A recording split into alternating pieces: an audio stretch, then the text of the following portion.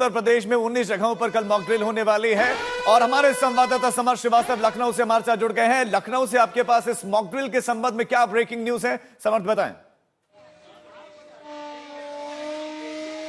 राजीव, बिल्कुल civil defence ने जो है तैयारी आज से शुरू कर दी है, रिहर्सल शुरू कर दिया है। आप अगर साइरन्स की आवाज सुनेंगे तो आपको दिखाई पड़ेगा कि किस तरीके के साइरन्स जो है वो यहाँ पर इस वक्त किस तरह के साइरन्स, किस तरह से आप लोग साइरन से अलर्ट कर रहे हैं लोगों को?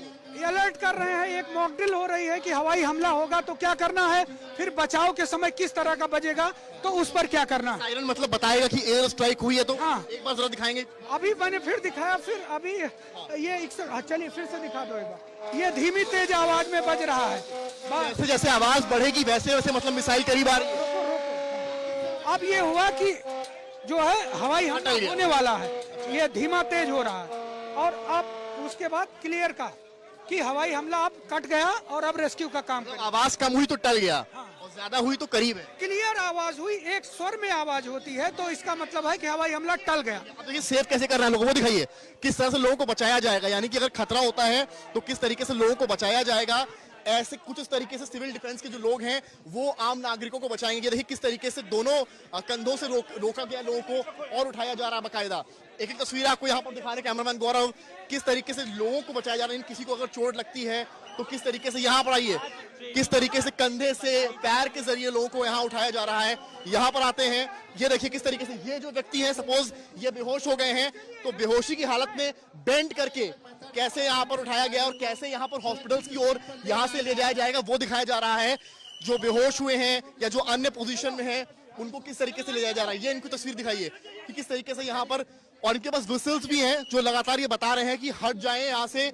और ये आप सपोज करिए कि अगर कोई हमला हुआ है और कई लोग बेहोश हो गए हैं, कई लोग जोखिम जिनको जख्मी हो गए हैं वो यहाँ पर जख्मी हालात में अस्पताल की ओर ले जा रहे हैं। तो महिलाएं भी इसमें सहभागिता ले रही हैं सिविल डिफेंस की, वो इस तरह से लोगों को बचाकर यहाँ से किस तरह से अस्पताल या सेफ जगहों पर ले जाएंगे वो बताया जा रहा है। ये देखिए महिलाएं जो है वो भी जो है, इनके सपोज चोट लगी है, कोई कतरा इनके लगा है, कुछ हमला हुआ इस तरह का, और फिर कैसे बचाएंगे वो ये तस्वीर आप देखते चलिए। अब देखिए किस तरीके से फायर, आग लग गई है। अब अगर आग लग गई है तो आग जब लगी है तो आग लगी है तो कैसे बचाएंगे, आग लगने पर कैसे बचाया जाएगा वो तस्वीर देखिए आप।